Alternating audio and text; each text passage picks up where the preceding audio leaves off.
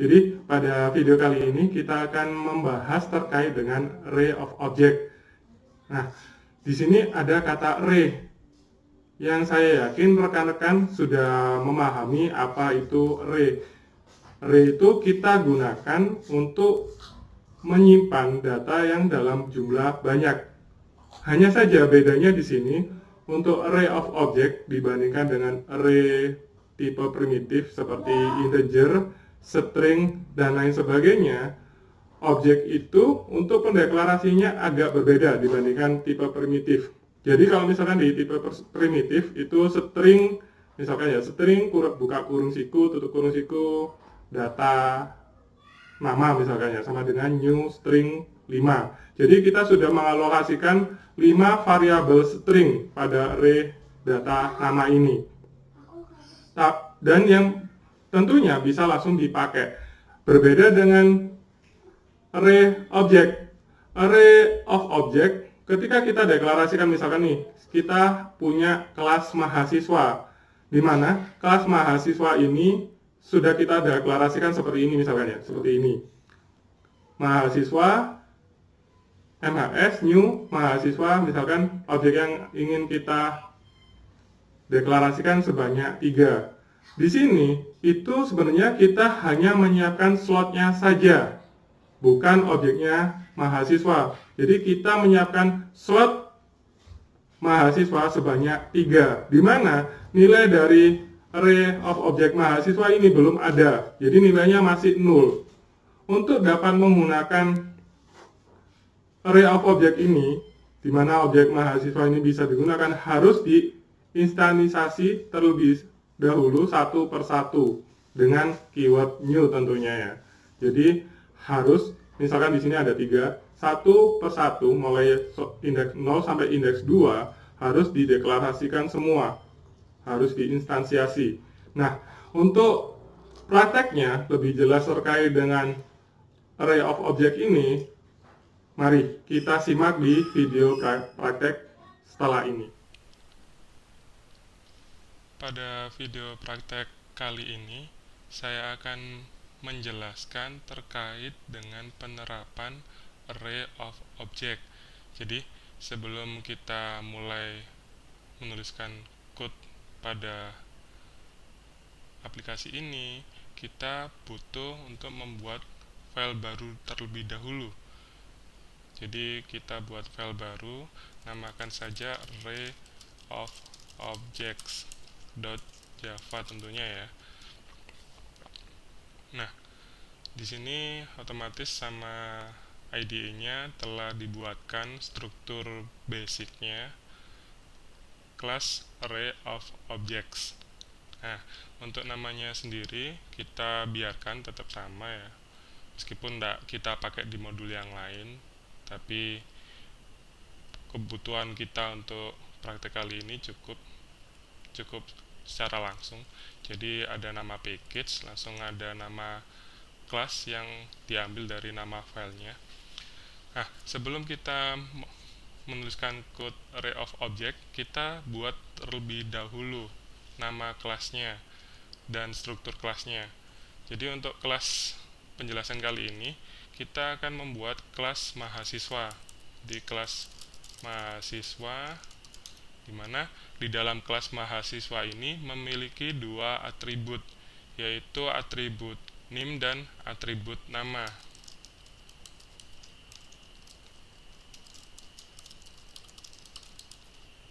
Nah, kita sudah punya 2 atribut di sini. Setelah itu kita buat konstruktornya agar memudahkan untuk pengisian objeknya nanti. Jadi kita buat satu konstruktor saja, di mana konstruktor mahasiswa ini menerima 2 parameter, yaitu parameter NIM dan parameter nama. Jadi kita buat sama yang namanya NIM dan nama. Nah, di sini untuk kita mengisikan nilai pada NIM dan nama, agar bisa membedakan NIM dan nama ini merupakan milik kelas ataupun NIM dan nama ini milik dari parameter method, maka kita butuh keyword this yang merujuk pada nim dan nama. Jadi this nim, this nama. Mohon maaf ya, ini sudah malam saya buatnya jadi banyak typonya. Jadi ada this nim sama this nama. Jadi ketika proses instansiasi, maka akan menerima dua parameter untuk mengisi atribut yang dimiliki oleh kelas mahasiswa. Nah, sebelum kita masuk ke codingan, kita buat toString-nya dulu, kita format biar gak bingung nanti ketika kita outputkan untuk objek mahasiswa. Jadi kita toString-nya kita override ya, agar value-nya sesuai dengan apa yang kita inginkan. Jadi ini return string dot format. Nah, di sini kita kasih aja keterangan nim. Langsung berhubung nim ini merupakan nilai desimal, maka kita pakai format D. Nim ini namanya siapa, langsung ya. Nah, kita sudah kasih dua format tersebut, tinggal kita panggil saja di sini nim sama nama. Jadi ketika nanti kita outputkan untuk objek mahasiswa jadi itu string, maka formatnya adalah nim-nya berapa, langsung namanya siapa. Oke, jadi kita buat dulu main method dari kelas array of object ini. Di sini kita deklarasikan array mahasiswa. Jadi mahasiswa langsung kasih kurung siku, di mana kurung siku ini menunjukkan bahwa kita akan menggunakan suatu array.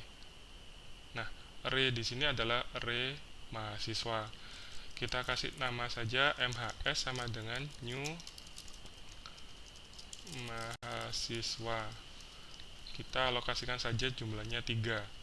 Nah, di sini kita memberitahukan ke sistem bahwa kita akan membuat suatu array mahasiswa dengan objek mahasiswa sebanyak 3. Jadi, di sini kita hanya masih mengalokasikan slotnya saja, belum membuat objeknya. Nah, untuk membuat objeknya sendiri, kita harus melakukan instansiasi objek tersebut satu persatu. Kalau tidak kita buat instansiasi objeknya, dan misalkan nih, kita paksakan secara langsung mengisikan data pada nim ini, misalkan di array index ke-0, nim-nya kita kasih nilai 101 ya, seperti ini ya. Nah, nanti ketika kita jalankan, maka akan muncul pesan error main. Jadi di sini menunjukkan bahwa nim ini itu akan diisikan pada suatu objek yang masih nilainya 0. Kenapa kok bisa 0? Karena belum kita lakukan instansiasi. Jadi, agar MHS0 ini bisa kita set nilainya, kita harus lakukan instansiasinya dulu. Bagaimana kita lakukan instansiasinya? Maka kita tinggal kasih keyword new mahasiswa pada array yang indeks ke 0 ini ya. Sekarang nilainya apa? Misalkan untuk nim-nya 101, namanya Budi misalkan. Budi. Nah, jadi kalau misalkan gini, sudah kita kasih nama ya, kita kasih instansiasi nim dan nama, dan mau kita set lagi s0.nim sama dengan misalkan ada perubahan ya jadi 102, maka ketika kita jalankan kembali sudah tidak muncul error, berarti output atau hasilnya nanti akan sesuai dengan apa yang sudah kita set sekarang. Jadi untuk mengetahui outputnya,